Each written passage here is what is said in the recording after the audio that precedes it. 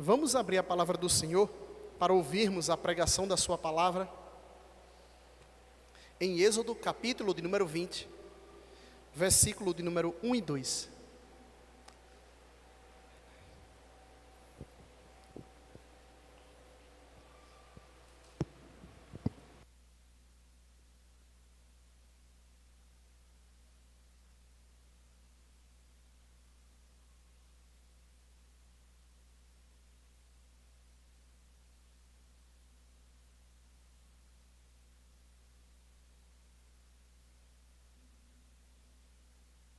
Êxodo, capítulo de número 20, o versículo de número 1 ao versículo de número 2.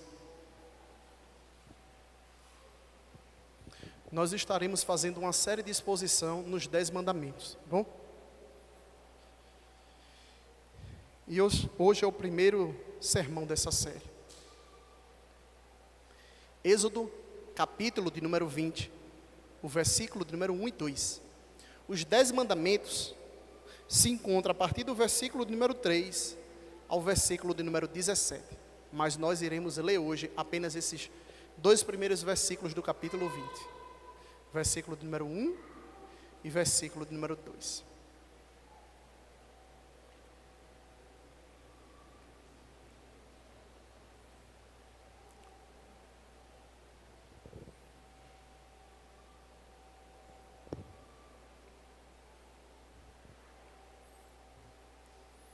Diz assim a palavra do Senhor.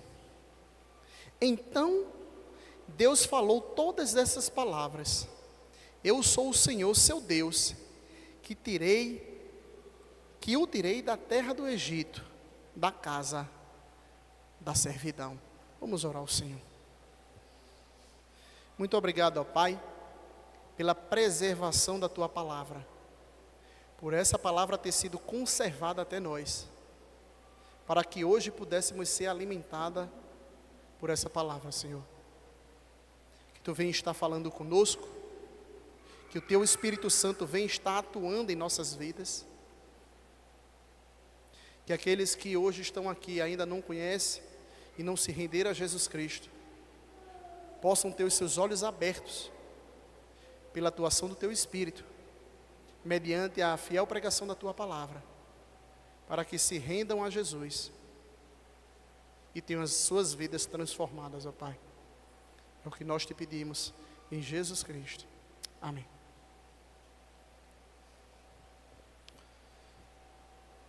Uma das maiores tranqueiras em que você pode se meter é tentar circular de carro dentro do centro de Recife. Toda hora há uma mudança de tráfego. Uma hora ir numa pista é numa determinada mão.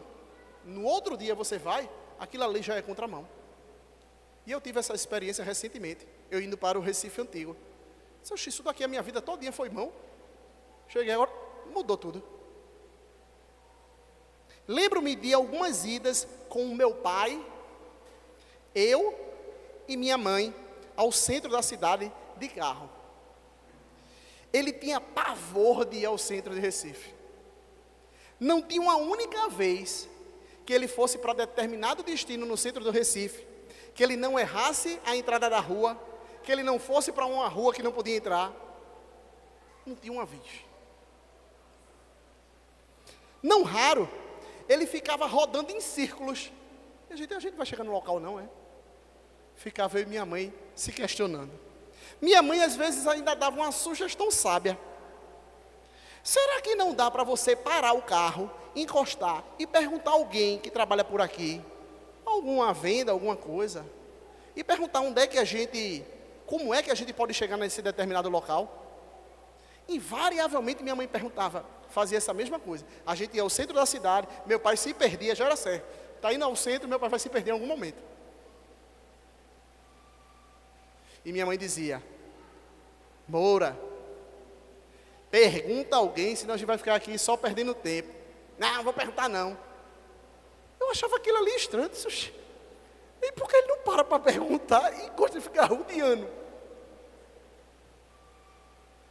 Até hoje eu nunca entendi bem o porquê ele não tinha a coragem de parar o carro e perguntar. Uma pesquisa feita há algum tempo atrás, mas não parece que isso tenha mudado, pelo contrário, parece que isso piorou. A pesquisa feita nos Estados Unidos diz que aproximadamente a totalidade de todos os americanos se declaram como crentes em Deus. Eles creem em Deus. Mas a maioria dessas pessoas, 93%, disse que ninguém mais determinava o que era moral em suas vidas do que elas mesmas.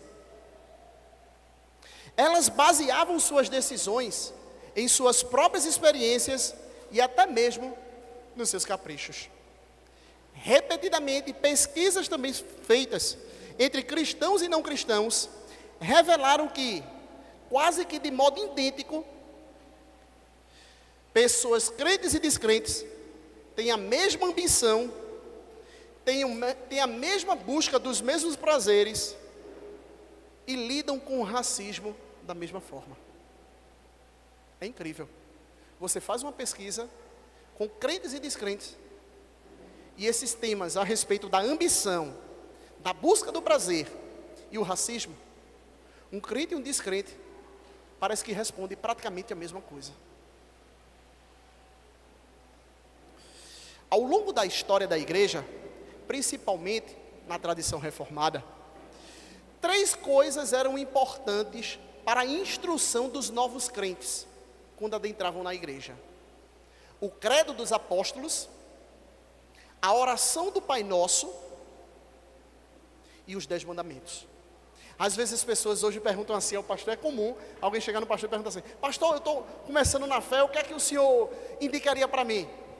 E a gente fica pensando, rapaz, o que é que eu vou indicar? Os reformadores normalmente indicavam o credo apostólico, a oração do Pai Nosso e os 10 mandamentos, como princípio para o ensinamento dessas pessoas que estão adentrando a fé cristã. Uma das partes mais importantes e conhecidas da Bíblia é a que nós estamos lendo hoje. É o capítulo 20 de Êxodo, que fala sobre os 10 mandamentos. Mas, curiosamente, essa palavra 10 mandamentos não aparece na Bíblia. No original hebraico, a ideia não é de 10 mandamentos. A ideia são de 10 palavras.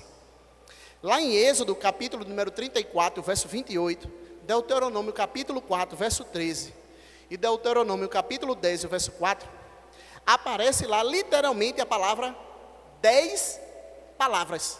Não aparece 10 mandamentos.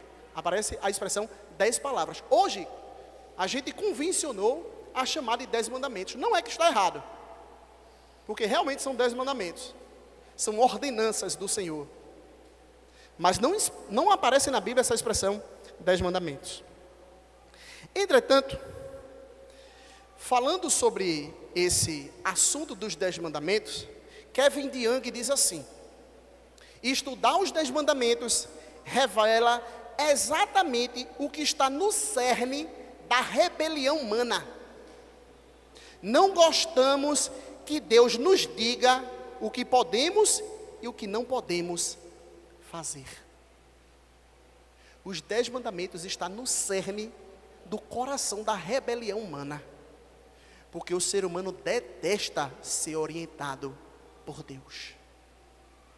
Ele quer ser aquele ser humano conforme aquelas pesquisas, que se guia pelas suas próprias experiências e pelos seus próprios gostos. O tema da nossa mensagem hoje é a graça que antecede a lei.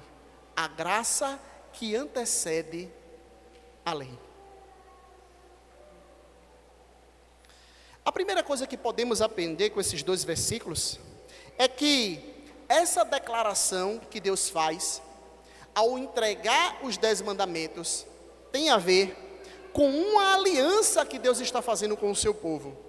Deuteronômio capítulo número 4, verso 13 diz assim: então ele anunciou a sua aliança, que ordenou a vocês os 10 mandamentos, e os escreveu em 2 tábuas de pedra. Então, os 10 mandamentos nada mais é do que a aliança que Deus estabelece com o seu povo. É o conteúdo da aliança. O que seria uma aliança, pastor? Uma aliança é um vínculo que Deus tem com o seu povo. Então, Deus estabelece um vínculo com a nação de Israel e, por consequência, os 10 mandamentos com toda a humanidade, à medida que esse povo se revela como seu povo. É interessante que quando nós percebemos as nações que existiam ao redor de Israel, eles faziam alianças. O que era comum? A aliança de suzerania. O que é essa aliança de suzerania? Acontecia que um rei, quando batalhava contra outra nação, aquela nação perdia, aquela nação se tornava uma nação vassala do rei vencedor. Então esse rei fazia um contrato. E o que é que acontecia nesse contrato?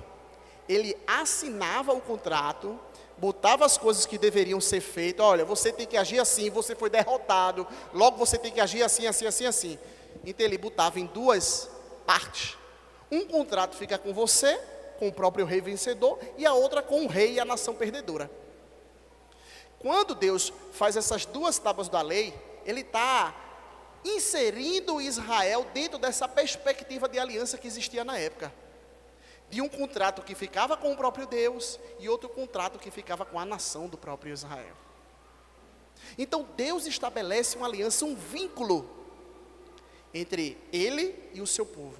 Mas o que há de singular nessa aliança de Deus com o seu povo?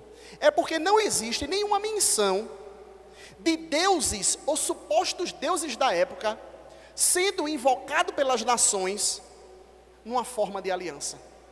Nunca você vê uma nação pagã dizendo que o seu suposto Deus fez uma aliança com eles. Apenas a nação de Israel tem essa singularidade diante de todas as nações e dos falsos deuses que existiam na época. Apenas Deus fez uma aliança com o povo de Israel, o Deus verdadeiro, Yahvé. A gente pode aprender pelo menos 3 verdades fundamentais aqui. Eu diria que 4, mas 3 são fundamentais a respeito desses 2 versículos. Em primeiro lugar, o que nós podemos aprender com os versos que a gente acabou de ler é a majestade de Deus. Embora isso não esteja claro no versículo de número 1 e 2 que nós lemos, o capítulo 19 e o verso de número 16 é o contexto aonde acontece a revelação dos 10 mandamentos. Veja o que diz o capítulo 19, verso 16. Ao amanhecer do 3º dia, houve trovões e relâmpagos. Uma espessa nuvem cobriu o monte, e ouviu-se uma forte som de trombeta, de maneira que todo o povo que estava no arraial tremeu de medo.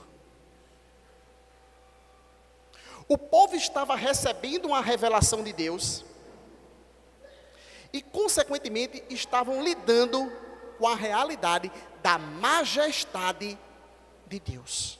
Essa é a primeira verdade que nós podemos aprender. Deus é um Deus majestoso. Deus não é simplesmente um Deus que, sabe, que é o cara lá de cima, como diria Xuxa na sua música. O cara lá de cima vai nos dar.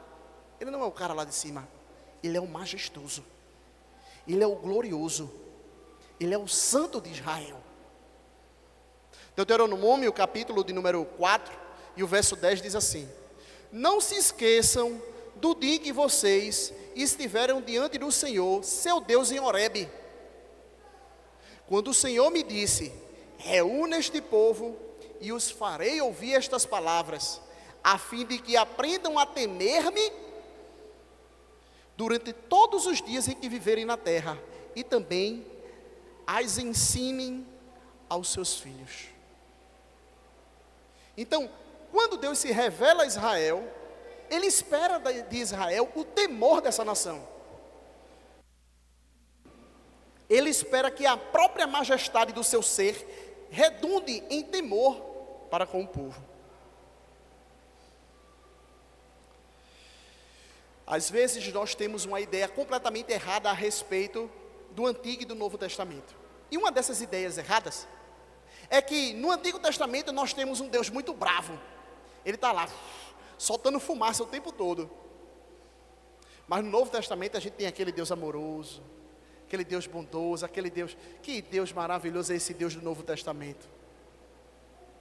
Quando a gente olha para a passagem de Deus revelando-se no Monte Sinai, ou no Monte Horebe, você percebe o quanto esse Deus é um Deus que causa terror e tremor diante do povo. Mas quando a gente vai para o Novo Testamento, aí a liberdade do Espírito. A gente fica na presença do Senhor, a liberdade do Espírito. A gente se deixa mover pelo Espírito Santo. É uma alegria do Senhor. Como se houvesse uma ruptura entre o Deus do Novo Testamento e o Deus do Antigo Testamento. Como se não fosse o mesmo Deus. Como se o Deus majestoso do Antigo Testamento ficou para trás. Entretanto, veja o que Hebreus, capítulo de número 12, o verso 18 ao 24 diz. E depois o verso 28 e 29 do mesmo capítulo. Ora, vocês não chegaram ao fogo palpável e aceso, à escuridão, às trevas, à tempestade, ao toque de trombeta e ao som da palavra, tais que aqueles ouviram, e isso pediram, que não lhe fosse dito mais nada, pois já não suportavam o que lhes era ordenado. O autor de Hebreus está dizendo assim: vocês não estão chegando diante do monte, como o povo de Israel estava chegando, com medo, com temor. Não fale conosco, Senhor. Vocês não estão chegando diante desse monte. Ele vai dizer, continuando: até um animal, se tocar o monte, será apedrejado. Na verdade, o espetáculo era tão terrível que Moisés disse: estou apavorado e trêmulo. Pelo contrário, vocês chegaram ao Monte Sião e à cidade do Deus vivo, a Jerusalém celestial e a milhares de anjos. Vocês chegaram à assembleia festiva, a igreja dos primogênitos arrolado nos céus. Vocês chegaram a Deus, o juiz de todos, e aos espíritos dos justos aperfeiçoados, e a Jesus, o mediador da nova aliança. Por isso, nós temos um reino inabalável, que retenhamos a graça pela qual servimos ao Deus de modo agradável. Ele conclui: com reverência e temor, porque nosso Deus é fogo consumidor. No Novo Testamento, o autor de Hebreus está dizendo assim: vocês não estão chegando no Monte Sião não. Se vocês acham que aquilo ali era terrível, vocês estão chegando na assembleia festiva da igreja do Senhor. Mas essa assembleia festiva deve nos levar ao temor e ao tremor, porque esse Deus é fogo consumidor. Entender quem é Deus é entender a posição que nós devemos estar em relação a Ele. Se esse Deus é majestoso e é fogo consumidor, como é que eu vou estar mandando um zap no momento que Ele está falando conosco por meio da sua palavra? Me diga aí. Você já imaginou? Aí está o povo de Israel, Deus falando e o povo no zap. Depois eu falo contigo que Deus está mandando cada trovão danado aqui, eu não sei nem o que vai acontecer. Já imaginou? Rapaz, eu vou tirar uma selfie aqui, olha como está o monte. Está fumegando, está um negócio aqui, olha para aí. Fazendo live. Você acha que o povo ia estar desatento ao que Deus estava fazendo? Você diz: mas aquilo ali foi com Moisés. O texto de Hebreus vai dizer que diante do Deus que se revelou em Jesus Cristo, é ainda mais temível. Nós não estamos diante de um Deus bonachão. Eu falei isso na escola dominical, com os irmãos que estão fazendo discipulado. Era comum a gente ver, há algum tempo atrás, quando a gente ia nas oficinas, nas borracharias, a gente ia lá, encher o pneu, estava lá uma foto de uma mulher pelada ou seminua, e de lá tinha um versículo bíblico: o Senhor é meu pastor e nada me faltará. O cara, não havia nenhuma incompatibilidade. entre uma mulher praticamente nua e um versículo da palavra de Deus de lado. Às vezes a gente acha que também não há incompatibilidade entre um Deus majestoso que nós devemos servir e seguir, e as atitudes profanas que a gente tem diante do culto ao Senhor nosso Deus. Esse Deus que a gente serve não é o Deus bonachão. Ah, ele é muito bonzão, não tem nada não, deixa para lá as coisas. A gente está falando diante de um Deus que é fogo consumidor. Então essa é a primeira verdade que nós devemos aprender da sua palavra. Deus é um Deus majestoso. Segundo lugar, que nós podemos aprender diante da sua santa palavra, é que esse Deus não é só majestoso, mas ele é um Deus libertador. Veja o que diz o versículo de número 2. Eu sou o Senhor, seu Deus, que te tirei da terra do Egito, da casa da servidão. Esse Deus, apesar de ser majestoso, isso não contraria que ele é um Deus que liberta pecadores da escravidão. Êxodo capítulo de número 2, o verso de número 23 e 25 diz assim: decorridos muitos dias, o rei do Egito morreu. Os filhos de Israel gemiam por causa da sua escravidão. Eles clamaram e o seu clamor chegou até Deus. Deus ouviu o gemido deles e lembrou-se da sua aliança com Abraão, com Isaque e com Jacó. E Deus viu os filhos de Israel e atentou para a situação deles.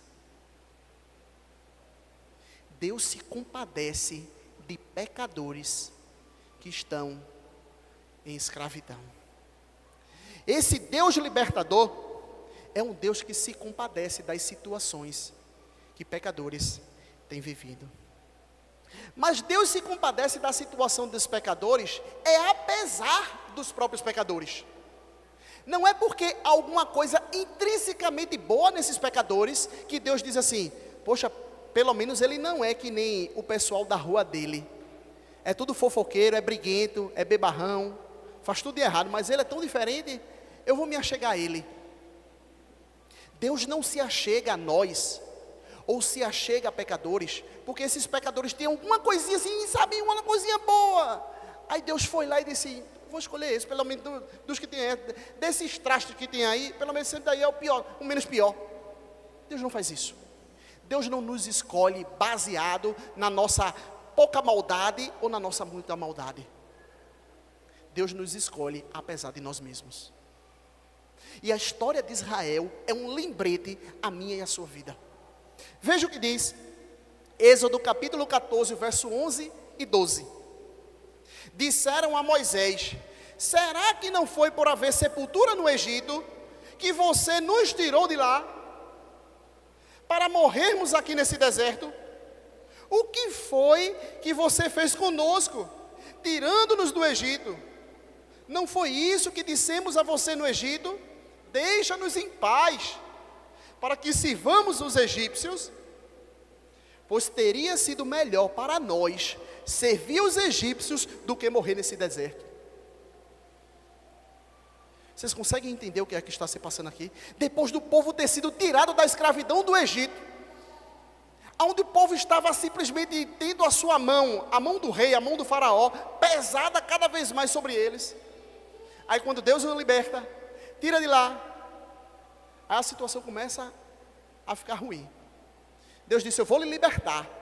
Aí a situação começou a ficar ruim e o povo começou a murmurar: ah, se era para ser dessa forma, eu não queria, era melhor estar lá no Egito. Vocês conseguem entender que Deus salva esse povo apesar deles mesmos? Não é porque é alguma coisa boa, é um povo murmurador. Chegou um momento que Moisés teve que clamar a Deus: Senhor, não risque esse povo, porque senão as nações vão dizer: oxente, o Senhor não podendo salvá-lo, os destruiu. Moisés teve que interceder por essa nação pecadora, apesar de ser o povo do próprio Deus. Quando Deus salva, Ele salva pela sua imerecida graça.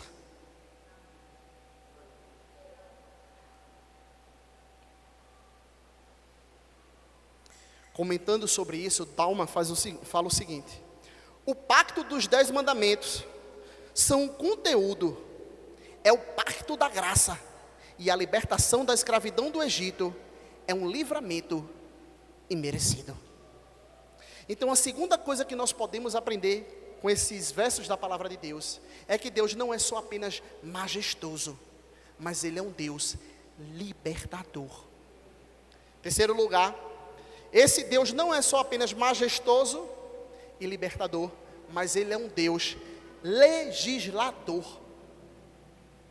Ele é um Deus que vem outorgar leis para o seu povo. Isso daqui não é um processo de negociação.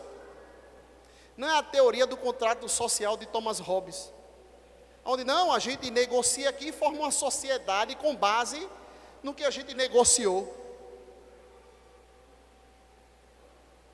Não houve uma constituinte como 1988 aqui no Brasil, onde você forma um grupo de deputados, lá eles formam a Constituição, onde vai ser colocado para todo o Brasil. E esses representantes do povo vão decidir que as leis ficam ou não. Meu irmão, a gente está falando do reino de Deus. O reino de Deus, deixa eu dizer claro para vocês, não há democracia.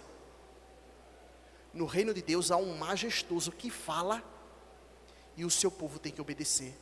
Ah, mas eu não concordei muito não, Senhor. Acho que eu vou chamar um plebiscito para saber o que é que teu povo vai achar aqui na terra. Não existe isso, meu irmão. Deus delega as suas leis e as suas leis têm que ser devidamente obedecidas. Se você tem tanta idolatria pela a democracia, você vai ter horror ao reino de Deus. Porque no reino de Deus, Deus manda e eu e você temos que obedecer. Entretanto, esse Deus não é um Deus déspota, tirânico. Esse Deus, Ele só nos dá a lei quando primeiro Ele nos liberta da escravidão do pecado. Perceba que as ordenanças do Senhor são antecedidas pela graça salvadora de Deus. Eu sou o Senhor teu Deus que te tirei da terra do Egito, da casa da servidão. Aí depois vem, não terás outros deuses diante de mim, não farás para ti imagem de escultura, não tome o nome do Senhor teu Deus, não. Lembra-te do dia de sábado. Ele vai dando os 10 mandamentos, mas isso é antecedido pela graça soberana do Senhor, nosso Deus. Ainda que Ele seja um rei que governa com seus mandamentos, esse governo não é tirânico, porque é de um Deus que nos libertou da escravidão do Egito e nos deu leis para que não voltássemos para essa mesma escravidão. Essa lei é chamada por Tiago, no Novo Testamento, de lei da perfeita liberdade. O que para o ser humano pecador e distante de Deus parece ser algo que aprisiona, para os filhos de Deus, a lei do Senhor é a lei da perfeita liberdade. Tiago vai dizer na sua carta no capítulo 1, verso 25: mas aquele que atenta bem para a lei perfeita, a lei da liberdade, e nela persevera, não sendo ouvinte que logo se esquece, mas operoso praticante, esse será bem-aventurado no que realizar. É a lei da perfeita liberdade. A liberdade não é nós andarmos conforme o que nós pensamos. A verdadeira liberdade é andarmos conforme as instruções dos mandamentos do Senhor. Mas essa lei não simplesmente é uma lei que liberta, mas é uma lei que mostra que o povo de Deus é um povo santo. É uma comunidade de contraste. Por isso que é horrível nós ouvirmos de pesquisas que a ambição de uma pessoa incrédula é a mesma ambição de um crente. A mesma busca de prazer de um incrédulo é a mesma busca de prazer de um crente. Como é que a gente é uma comunidade de contraste? Que contrasta com esse mundo que está em pecado. Se as nossas ambições, se os nossos prazeres, se a nossa forma de ver as relações interpessoais é igual de uma pessoa descrente. A lei de Deus nos chama a ser uma nação santa, como vai dizer o capítulo de número 19. Povo de propriedade exclusiva de Deus. E Pedro vai repetir isso, a fim de que vocês vão e proclamem as virtudes daquele que vos chamou das trevas para a sua maravilhosa luz. Vós que não eras povo, mas agora sois povo de Deus. Somos nós, que somos a luz e o sal dessa terra. Solano Portela, comentando sobre isso, diz assim: ser sal da terra e luz do mundo envolve não somente viver corretamente, mas a convicção extraída da Bíblia de que a lei moral de Deus é para nós, para a nossa era e para hoje. Os 10 mandamentos não é algo que foi dado para a comunidade de Israel e não tem nada mais a ver com a gente, porque a gente está no período da graça. E não existia graça no Antigo Testamento, não. As pessoas eram salvas como? Toda a era da Bíblia houve graça e houve lei. Então, se a gente entende que a lei de Deus é um norte para a nossa vida como cristão, nós devemos se submeter a essa lei. Mas há uma quarta verdade que nós podemos também aprender. Não é só que Deus é majestoso, não é só que Deus, Ele é um legislador, é um libertador, mas que Ele é um Deus pessoal. Ele não é um Deus distante. O texto diz em algumas traduções: eu sou o Senhor teu Deus. Ele não é o Senhor Deus. Eu sou o Senhor Deus, que tirei vocês do Egito. Ele é o Senhor teu Deus. Ele é um Deus pessoal. Ele é um Deus que se relaciona com o seu povo. Ele não é um Deus distante. Ele não é um Deus que, quando nós estamos passando por crises dentro do casamento, com a nossa relação com os nossos filhos, Deus não tem nada a ver com isso. Eu tinha um amigo que ele dizia isso. Ele dizia: não, Deus não tem nada a ver não, está tendo problema no namoro, não tem nada a ver com isso não. Deus está preocupado com coisas mais importantes, com bombas atômicas. Como se Deus não fosse um Deus que se relaciona pessoalmente com aqueles que são seus. Eu sou o Senhor teu Deus, que te tirei da terra do Egito. Quando nós avançamos na história bíblica e chegamos no período do Novo Testamento, nós vemos um personagem que é majestoso. E esse personagem é o Senhor Jesus Cristo. Vocês lembram daquela passagem de Marcos capítulo número 4, verso 41? Quando os discípulos estão dentro do barco, o barco começa a ficar revolto. Jesus está dormindo. Os discípulos começam a ficar agoniados. Eita, vai todo mundo aqui morrer e Jesus está lá dormindo. Que sono pesado. Se você é daqueles que tem um sono leve, você olha para esse e diz: rapaz, como é que Jesus consegue dormir nessa situação? Para lá e para cá, o pessoal achando que ia morrer, Jesus lá dormindo.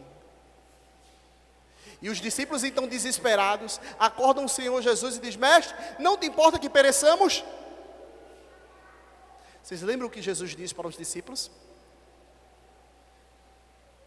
Ele ordena que o mar e o vento lhe obedeçam. Ele diz: vocês são homens de pequena fé, são tímidos.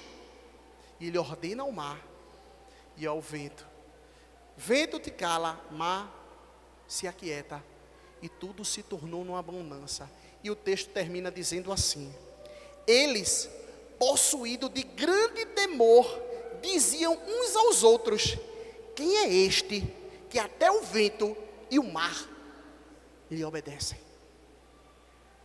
O Deus que estava trazendo trovões e relâmpagos no monte Sinai era o Deus que agora acalmava o mar e tranquilizava aquelas ondas revoltas.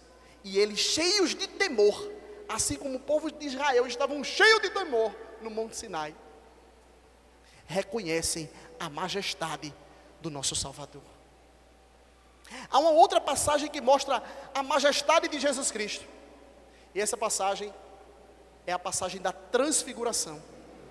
Vocês lembram que Jesus sobe, interessantemente, Jesus sobe para onde? Para um monte, junto com 3 discípulos, Pedro, Tiago e João.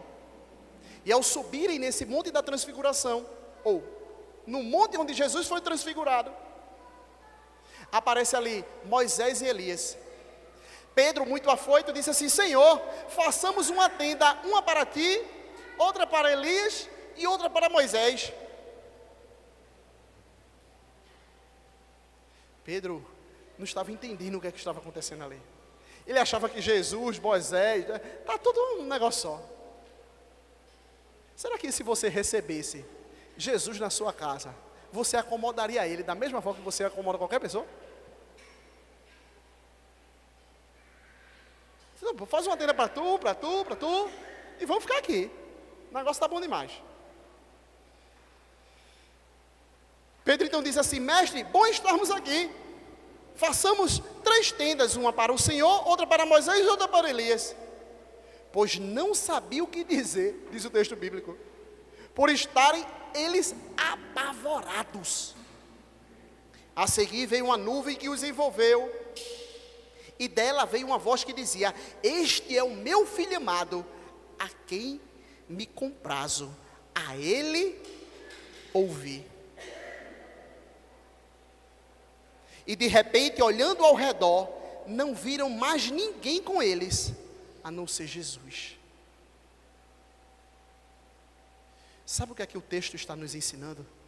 Que por mais que Moisés tenha sido importante, por mais que Elias tenha sido importante, nada é comparável a Jesus Cristo. Sumiram e só Jesus ficou. Mas mais uma vez esse texto mostra como Jesus é um ser que deve ser temível por ser um ser majestoso. Mas Jesus não é só um ser majestoso, Jesus é o libertador e intercessor do seu povo. No antigo Israel, o povo foi tirado da terra do Egito, da casa da servidão, e Jesus Cristo, ele nos tira da escravidão do pecado. Colossenses capítulo de número 1 e o verso 13 e 14 diz: ele nos libertou do império das trevas e nos transportou para o reino do Filho do seu amor, no qual nós temos a redenção, a remissão dos pecados. A verdadeira remissão, a verdadeira libertação que o povo de Deus tem, não é a libertação das questões econômicas, não é a libertação de um poder político tirânico. A maior libertação que o povo tem é a libertação da sua vida de pecado para a liberdade da obediência aos mandamentos de Deus. E foi Jesus Cristo quem conquistou isso para mim e para você. A libertação do Egito era simplesmente um tipo da verdadeira realidade e da verdadeira libertação que aconteceria anos depois, que era a libertação dos nossos próprios pecados.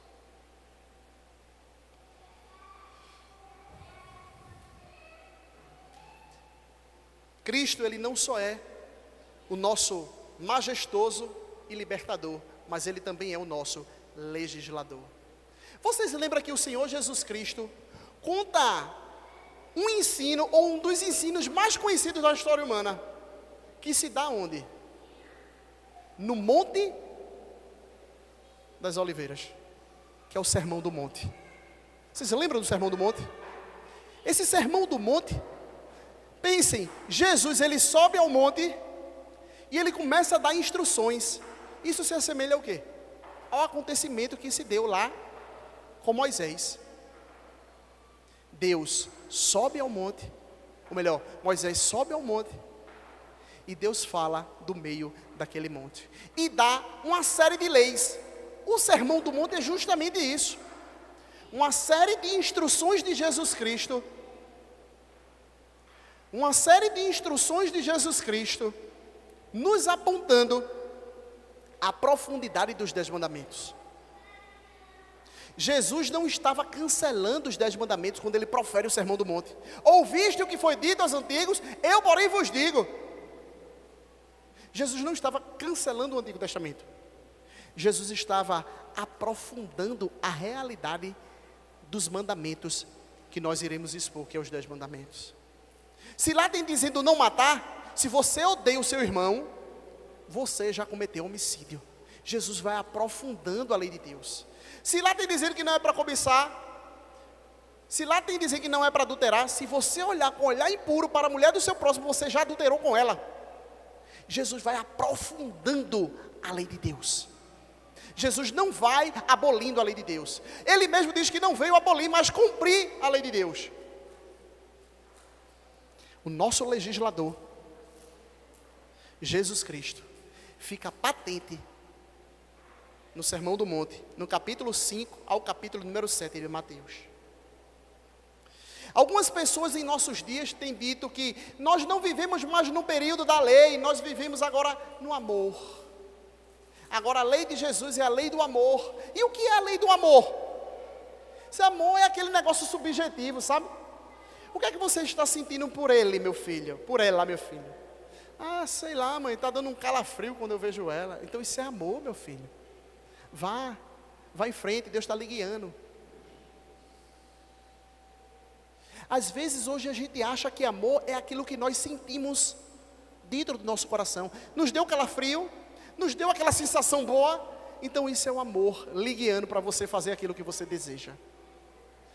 Mas na Bíblia, amor não é destituído de conteúdo objetivo. Amor não é algo que simplesmente cada um tem da sua forma. Ah não, eu acho assim, sabe?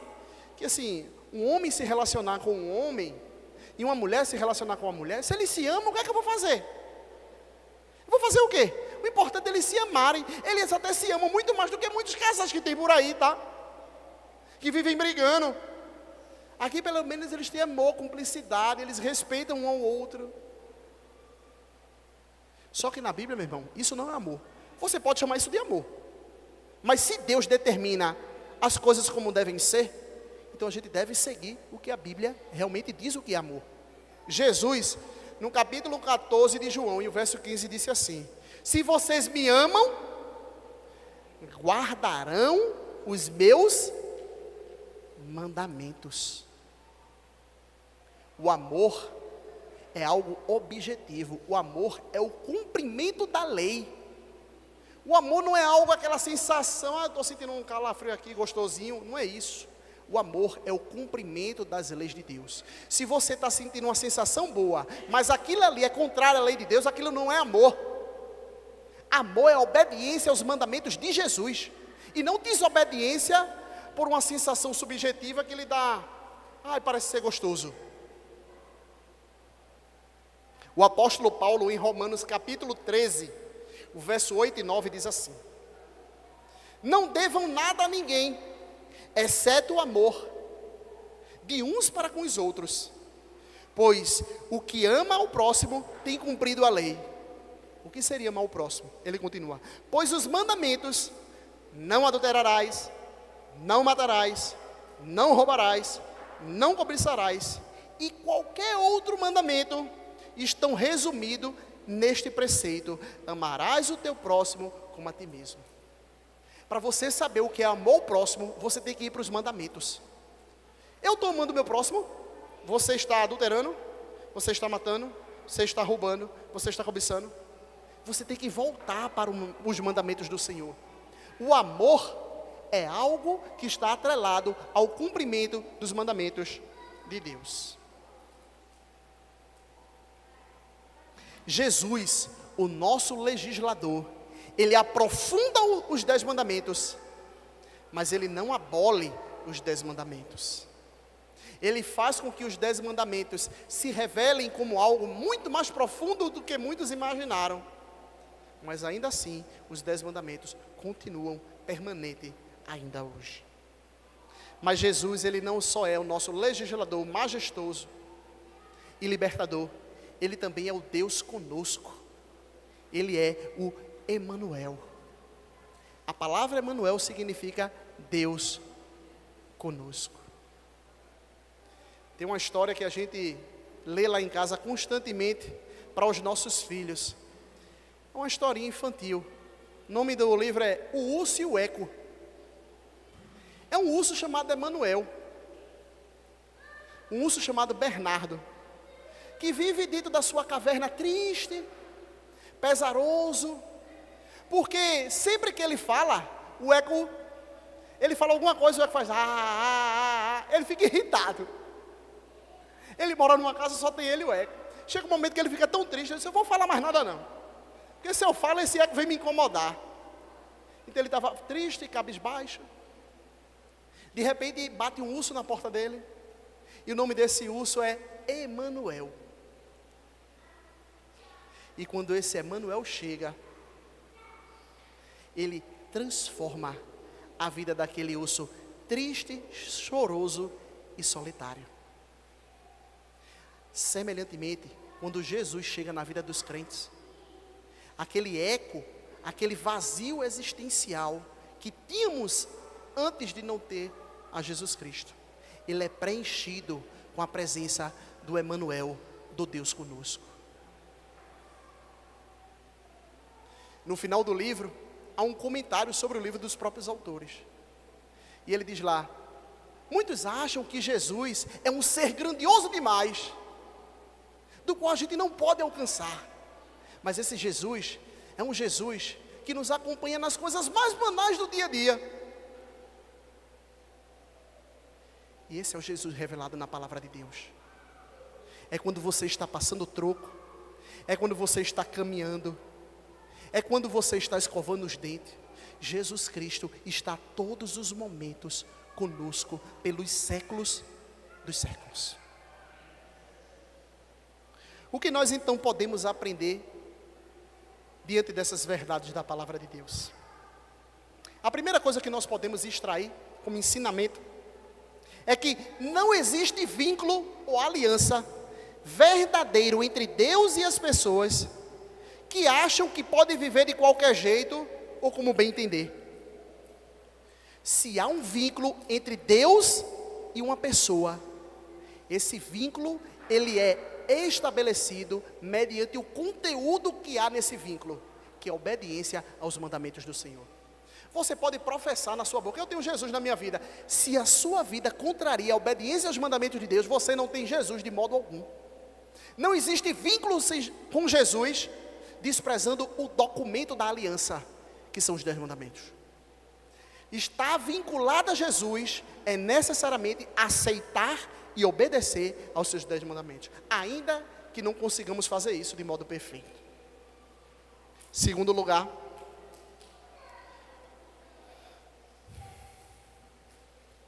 muitas vezes a gente olha para a lei de Deus como se Deus estabelecesse a lei da seguinte forma: faça a sua parte e Deus fará a dele. Você já pensou que muitas pessoas se relacionam com a lei dessa forma? Faça a sua parte, meu irmão, Deus vai fazer a dele. Deixa eu dizer uma coisa aqui para vocês. Algumas vezes a gente usa as expressões imprecisamente. Às vezes a gente faz assim: aquilo ali é com Deus, aqui é comigo. Não existe coisa onde Deus não esteja envolvido na vida de nenhum crente. Efésios, capítulo de número 2, e o verso 10 diz que as boas obras, as quais Deus de antemão preparou para que andássemos nela. Deus preparou as boas obras que nós fazemos de antemão. Então até aquilo que você faz de bom, Deus está envolvido. Não tem isso: olha, meu filho, deixa eu lhe dizer uma coisa, aqui é com você, daqui para cá é com Deus. Mas que loucura é essa? Existe algum momento da vida onde Deus não está envolvido na vida de um crente? A ação da obediência que nós temos a Deus parte do próprio Deus. A Bíblia diz em Filipenses capítulo de número 2: desenvolvei a vossa salvação com temor e tremor. E o texto conclui: porque é Deus quem opera em vós, tanto querer como realizar. A obra de Deus em nossa vida é do começo ao fim. Mas deixa eu lhe dizer qual é a maneira correta de nos expressarmos. Há um momento onde Deus opera na nossa vida, e há um momento onde Deus opera sem nós sequer cooperarmos. Em todos os momentos Deus está envolvido, mas em alguns momentos só Ele está envolvido. Mas em todos os momentos Deus está nos impulsionando, quando nós obedecemos a Ele, a fazê-lo. É Deus quem nos leva à sua obediência. Não existe uma parte, sou eu, outra parte é Jesus, aqui é a minha parte, é a minha responsabilidade, e dali para lá é Jesus. Oh, meu filho, é sua responsabilidade, mas é Jesus que lhe dá o Espírito Santo e capacidade para cumpri-lo. Você não pode fazer isso à parte do Espírito que atua na sua e na minha vida. Mas muitas pessoas se relacionam com os mandamentos de Deus, como se Deus dissesse: faça a sua parte, olha, e eu vou fazer a minha agora. Afinal, essa é uma concepção errada. Por quê? Porque a nossa parte, mediante a vida perfeita e a morte de Jesus Cristo, é que foi cumprida por Ele. Nos mandamentos de Deus, a nossa parte foi cumprida pelo próprio Jesus. Deus não nos deixou um pedacinho. Olha, eu vou fazer com que Jesus cumpra quase todos os mandamentos, mas eu vou deixar um restinho para vocês não ficarem muito relaxados. Toda a parte dos mandamentos de Deus foram cumpridas por Jesus. Por isso nós temos vida e vida em abundância.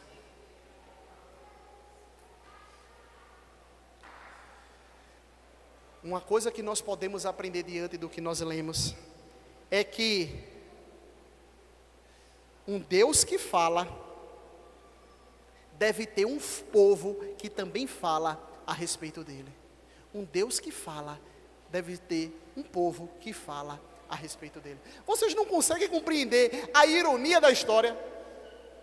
O povo na época de Israel tinham deuses fabricados fisicamente. Eles faziam touros, eles faziam bois, eles faziam todo tipo de figura de animais para representar os seus deuses. Ao Salmo de número 5 diz: tem boca, mas não falam, tem ouvido, mas não ouvem, tem narinas, mas não sentem cheiro nenhum. Em vão adoram aqueles que o criaram. E Jesus, e o Deus revelado na sua palavra, ele não tem forma, mas ele vê. Ele não tem corpo físico, mas ele está na nossa presença. Esse Deus, ele é diferente de todos os deuses. O que parece ser um Deus que não é um Deus, na verdade é o Deus verdadeiro. E aquilo que parece ser um Deus que cheira, que anda, não é absolutamente nada. O Deus que fala deve incentivar aqueles que são o seu povo, rebanho do seu pastoreio, a falarem a respeito desse Deus. Comentando sobre isso, Albert Moller diz assim: precisamos ser as pessoas que falam a respeito de um Deus que fala. O povo de Deus não deve ser marcado pelo silêncio, e sim pelo que diz. A gente vive numa era que há uma demasiada ênfase: viva a sua vida que as pessoas vão se converter. Se você não abre essa sua boquinha, meu filho, deixa eu dizer para você, ninguém vai se converter não. Mas pastor, a minha vida, o meu testemunho pessoal, eu não preciso não, que eu caladinho as pessoas vão se converter na Cristo. A fé vem pelo ouvir, e o ouvir a palavra de Cristo. Deus falou, e eu e você, como servos do Deus que fala, devemos falar a respeito desse Deus. Quarto lugar, a principal função da lei de Deus é nos conduzir a Jesus Cristo. Comentando sobre isso, Martinho Lutero disse assim: a verdadeira função e a principal utilidade da lei é revelar ao homem seu pecado, cegueira, miséria, maldade, ignorância, ódio e desprezo por Deus. E ainda a morte, o inferno, o juízo e a merecida ira de Deus. Essa é a função principal da lei.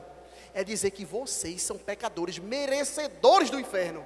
É dizer que eu sou pecador, merecedor do fogo eterno. Não é você olhar para Deus e dizer: oxe, não é para matar não, acho que eu vou fazer isso hoje. É para você olhar para a perfeita lei de Deus e dizer assim: sou incapaz de cumprir as exigências santas e perfeitas do Senhor. Gálatas vai dizer que a lei é como um aio que nos conduz a Jesus. Gálatas capítulo 3. Um aio era um servo que ensinava as crianças na casa a como eles deveriam ser instruídos. Era uma espécie de pedagogo. E a lei de Deus é um pedagogo que nos leva para o Senhor Jesus Cristo. Você é incapaz, eu sou incapaz, nós somos incapazes de cumprir os mandamentos de Deus. Resta-nos uma coisa: lançarmos em fé e arrependimento no cumpridor da própria legislação que Ele deu, o Senhor Jesus Cristo. Mas os mandamentos de Deus, Ele não só mostra a nossa incapacidade, mas Ele mostra também que nós devemos ser gratos ao Senhor, obedecendo aos seus mandamentos. John Frame diz assim: o mero fato de Deus ordenar algo é razão suficiente para obedecer. Mas o fato que Deus livrou Israel lhe dá uma razão adicional para obedecer, o motivo da gratidão. O fato de que Deus nos deu uma libertação ainda maior em Cristo deve motivar nossa obediência ainda mais. Se Deus dissesse não mate, a gente teria que cumprir, acabou-se. Mas quando Deus se revela a Israel, Ele começa dizendo: eu sou o Senhor teu Deus, que te tirei da terra do Egito, da casa da escravidão. E depois Ele dá os mandamentos. Você ouvir esses mandamentos debaixo da graça perdoadora e libertadora do Senhor é diferente. Você agora está com o seu coração pulsando por gratidão e dizendo: eu quero, Senhor, obedecer esses teus mandamentos, não para obter a salvação, mas para revelar minha gratidão pela salvação que eu já tenho. Por fim, os 10 mandamentos não são instruções sobre como sair do Egito.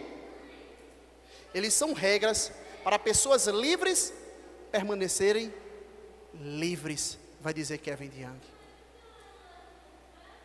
Em outras palavras, você não olha para os mandamentos de Deus com o intuito de ser liberto. Ah, Deus diz isso, então vou me libertar disso. Se você não tem a Jesus Cristo na sua vida, isso só vai lhe enfiar ainda mais num buraco mais profundo. Porque Deus não deu os mandamentos para que você viesse ser liberto. Deus lhe deu os mandamentos porque eu e você fomos libertos da escravidão do Egito. E como povo livre, devemos viver a lei da perfeita liberdade. Essa lei não é uma lei que nos aprisiona. Essa lei é uma lei que não faz com que voltemos à escravidão do pecado. Que pois sejamos gratos ao Senhor pela sua lei, a lei da perfeita liberdade. Vamos orar ao Senhor. Muito obrigado, ó Pai, por esse momento de aprendizado da Tua Santa Palavra. Que Tu possas estar fazendo com que essas verdades penetrem em nosso coração, para a glória do Teu nome e o bem das nossas vidas. Em nome de Jesus. Amém.